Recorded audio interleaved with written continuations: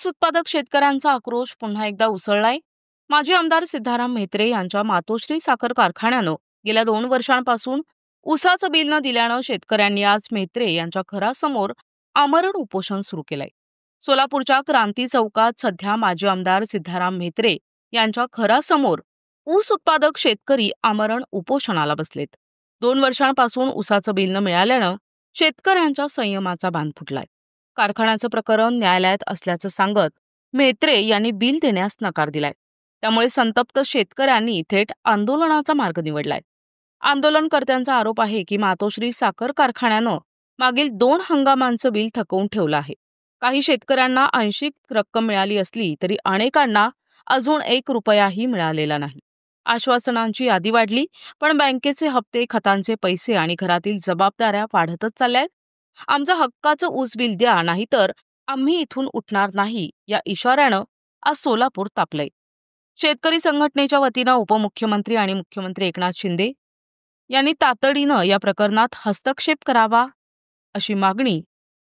ऊस उत्पादक शेतकऱ्यांचं हे आमरण उपोषण किती दिवस चालेल आणि सरकार या संघर्षात शेतकऱ्यांच्या बाजूनं उभं राहतं का, याकडे आता संपूर्ण राज्याचं लक्ष लागलंय। चला थेट घेऊया तिथल्या परिस्थितीचा आढावा आमचे प्रतिनिधी आयुब शेख यांच्या माध्यमातून। जिल्ह्यातील असंख्य शेतकरी जे आहे, कर्नाटक राज्यातील शेतकरी जे आहे, आपल्या ऊसाचं बिल न दिल्यामुळे सिद्धाराम म्हेत्रे यांच्या यांच्या घराच्या समोर जे आहे पूर्ण या ठिकाणी घेराव वाहताना पाहायला मिळत आहे। असंख्य शेतकरी जे आहे यांचं ऊसाचं बिल दिले नाही। अनेक शेतकरी जे आहे आत्महत्याच्या उंबरठ्यावरती आहेत। मात्र यात कारखानदारांना कधी दया येणार हा शेतकऱ्यांचे एकनाथ शिंदे यांचा शब्द होता की राहिलेल्या साहेबांना सांगून बिल देण्यात येईल शेतकऱ्यांचे, परंतु अद्याप अजूनपर्यंत शेतकऱ्यांचे बिल न दिल्यामुळे दिवाळी कशी साजरी करावी असं असंख्य शेतकऱ्यांचं मत आहे।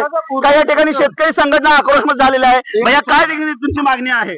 आमची मागणी एकच आहे, म्हेत्रे साहेबाला आता 3 वर्ष झालं, कारण ऊसाचा म्हणजे आपल्या साखर आयुक्त का सांगता येणार की 15 दिवसात ऊसाचं बिल अदा केलं पाहिजे, पण 15 दिवसात त्यांना खात्यावर न जमा करता, कारण काही शेतकऱ्याला पहिल्यांदा 2700 रुपये दिले, काही शेतकऱ्याला आंदोलन केल्यानंतर 1800, 1000 रुपये असं दिले, 1800 पर्यंत दिले, आणि काही शेतकऱ्याला 1 रुपया मिळाला नाही। कारण शेतकरी आता सध्या बळीराजा संकटात आहे। धाराशिव जिल्ह्यामध्ये अतिवृष्टीमुळे शेतकरी आत्मधनाच्या आत कोण गळपास घेते, कोण ज्याच्या परीनं, कारण दिवाळीच्या ह्याच्यात इतकी अडचण झाली शेतकऱ्याची, मरणाच्या दाराला शेतकरी टेकले तरी दुकुल म्हेत्रे साहेबांना पाजरा फुटत नाही। सुनील मालकाचे नाव सांगतात, पण सुनील मालक म्हणतात आम्हाला ती झालं नाही, असं झालं नाही, फलान झालं, त्यांचे म्हणतात। दत्ता शिंदेचं नाव घेतात, त्यांनी दत्ता शिंदेचं झालं नाही म्हणतात, पण आम्ही ह्यांना बघून दिले, शिवराजींना असेल, म्हेत्रे साहेबाला असेल, ह्यांना बघून दिले। ह्याने काही करून आमचे पैसे शेतकऱ्याचे जमा केल्याशिवाय खात्यावर आम्ही ते एकही शेतकरी हलणार नाही। कमी शेतकरी आहेत, उद्यापासून शेतकरी वाढणार आहेत, आणि आम्ही इथं जोपर्यंत पैसे मिळत नाहीत तोपर्यंत इथून हलणार नाही आम्ही। काय येणाऱ्या काळामध्ये जर तुमच्या शेतकऱ्यांच्या बिलसाठी तुम्ही लढा देता, नेहमी बिल देता, येणाऱ्या काळात भूमिका काय असणार आहे? जोपर्यंत म्हेत्रे साहेब इथं आमच्या हक्काच्या शेतकऱ्याचे बिल मिळत नाहीत तोपर्यंत आम्ही जोपर्यंत 27 मिळत नाही तोपर्यंत इथंच बसून राहणार, ही आमची ठाम भूमिका आहे। कारण सर्वसामान्य माणसांच्या नेते म्हणून ओळखले जाणारे सिद्धाराम म्हेत्रे यांच्यावरती शेतकऱ्यांची दुःख समजण्यासाठी यांच्याकडे वेळ नाही, काही शेतकरी आपल्या सोबत आहेत। काय एकंदरीत तुमची मागणी किती वर्षानं बिल रखडलेलं आहे? 2 वर्ष 2 वर्ष झाले या शेतकऱ्यांचं बिल काय म्हणतात? बिल घ्यायला उद्या तारीख देत नाहीत, तारीखच दिले, नुसतं तारीख पाहिलं आपण, तारीख पे तारीख अशा पद्धतीनं शेतकऱ्यांच्या भावना आहेत। काही असंख्य शेतकरी आहेत। मामा काय झालं, तुमचं बिल दिलं का नाही? नाही दिलं, नाही दिलं। बिल दिलं का नाही तुमचं? नाही दिलं बिल दिलं का नाही? नाही, अजिबात नाही। पाहिलं आपण, एकीकडे शेतकरी जे आत्महत्याच्या मार्गावर येतं कारणच आहे ऊस उत्पादक शेतकरी। जर यांच्यावरती तात्काळ शेतकऱ्यांना बिल नाही दिले तर यांच्यावरती जे आहे तात्काळ कारवाई करावी। प्रशासनाला माझी विनंती आहे। शेतकऱ्यांचा खूप आक्रोश या ठिकाणी होत आहे। पाहायला मिळतंय संचालक आपल्या साहेब, बिल का दिले जात नाही? शेतकरी मरण्याच्या उंबरठ्यावरती आहे। आता तोंडात घालतो का? ठीक आहे, बोला, नीट बघत, मला पण बोलतायत। बोला।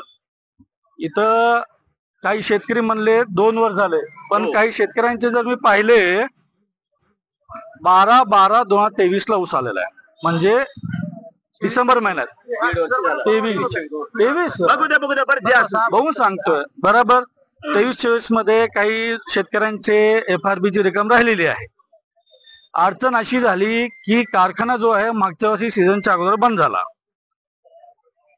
आणि जानेवारी महिन्यात आमच्यासोबत गोकुळ शुगरचे चेअरमन दत्ता शिंदे हे आमच्यासोबत बैठकीला बसून ह्यांनी हे ठरवलं की ठीक आहे आम्ही कारखाना घेऊ। तरी मी त्यांना फेब्रुवारीमध्ये विचारलं तुमच्याकडनं होतंय का, नाहीतर आम्ही माईक चालू आहे ना, हा, तुमच्याकडनं होतंय का दुसऱ्या पार्टीला विकू? नाही आम्ही करू, आम्ही देऊ पैसे, आम्ही शेतकऱ्यांना देऊ पैसे. मी एकच माझा अट होता, पहिला शेतकऱ्याचे पैसे द्या, मग तुम्ही आणि बँका तिथं हळद खेळा. काय शब्द होता माझा? हळद खेळा. क्लिअर कट सांगितलेलं मी नाही, सिद्धाराम म्हेत्रेंनी पण सांगितलेलं, पण तरी एवढं सांगून सुद्धा त्यांनी दिले नाहीत. मग काय झालं? NCLTची कारवाई झाली, नॅशनल कंपनी ट्रिब्युनल लॉ. त्या कारवाई अंतर्गत RJDला, शुगर कमिशनरला, कलेक्टरला सर्वांना लेटर गेलेलं आहे. आता कारखान्याची जी परिस्थिती आहे ती दुसरा जोस्तोर व्यक्ती बँकेत OTS करत नाही, बँकेला पैसे भरत नाही, तोस्तोर कारखाना आम्ही पण चालू शकत नाही आणि तुम्ही ऊस पण देऊ शकत नाही. ही झाली तांत्रिक अडचण. त्या अडचणी सोडायला आम्ही जाऊन प्रयत्न केलेले आहेत. त्याला थोडा वेळ लागेल, मी मान्य करतो, उशिरा झालाय. परंतु खरी परिस्थिती जर पाहिली तर 2-2 वर्ष झालं लोकांचे बिल न दिल्यामुळे जर शेतकरी आत्महत्या केलं तर मला याला जबाबदार कोण? माझा जो शेतकरी आहे तो आत्महत्या करणार नाही, कारण त्याला माझ्या शब्दावर थोडा विश्वास आहे. दुःखात आहे, बिल न दिल्यामुळे संतप्त आहे, त्यामुळे तुम्ही याचा जबाबदार आहात का? त्याला 2 गोष्टी येतात आयुब, तुमचे शब्द माझ्या तोंडात घालून का? पत्रकारिता जर तुम्ही केला असेल तरी मी अंगुठा छाप नाहीये, तेही सांगतो. क्लिअर करा. तो पुढच्या वर्षी सीझन चालू झाला की परत माझ्याकडेच तुम्ही ऊस टाकणार. पैसे दिले नाही म्हणून तुम्ही शेतकऱ्यांचे पैसे तोडून हे कितपत योग्य आहे?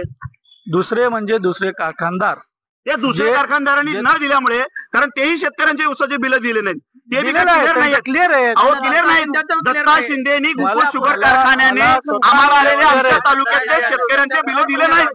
मी स्वतः बातमी करायला गेलो होतो, त्यांच्या कारखान्याच्या समोर आंदोलन होता, शेतकऱ्यांचा रोष आहे आणि तुम्ही त्यांच्या घरासमोर नाही, कारखान्यावर, आमच्या घरासमोर. तो पाकिट जे म्हणलं मी कोण आता नाही, माझ्या कारखान्याच्या बाहेर तिथं आजही शेतकरी बसलेत आंदोलन करत.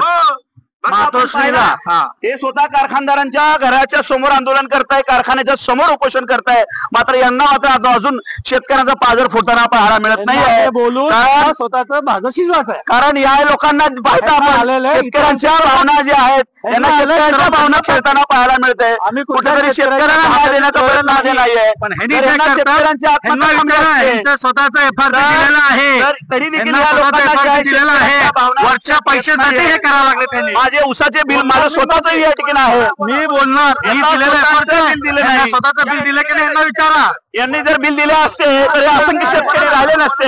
यांनी दिलेले आहेत, माझ्याकडे तोही पुरावा आहे. आणि जर यांनी व्हिडिओ क्लिप कट करून दिलं तर माझे पोरे युट्यूबवरती शूट करतात, अख्खी ट्रोलिंग करण्याचं काम करताय हे मालक, परंतु शेतकऱ्यांच्या भावना खेळताय. मुख्यमंत्र्यांना माझी विनंती आहे, उपमुख्यमंत्र्यांना विनंती आहे, शेतकऱ्यांचं जर खऱ्या अर्थानं या ठिकाणी अतिवृष्टीमुळे मोठं संकट आहे, मात्र शेतकऱ्यांच्या भावनेशी खेळताना हा कारखानदार दिसतोय. अशा कारखानदारावरती तात्काळ कारवाई झालीच पाहिजे, अशी मागणी जी आहे सर्वसामान्य शेतकऱ्यांतून केली जात आहे. प्रतिनिधी आयुब शेख, NTV न्यूज मराठी, सोलापूर.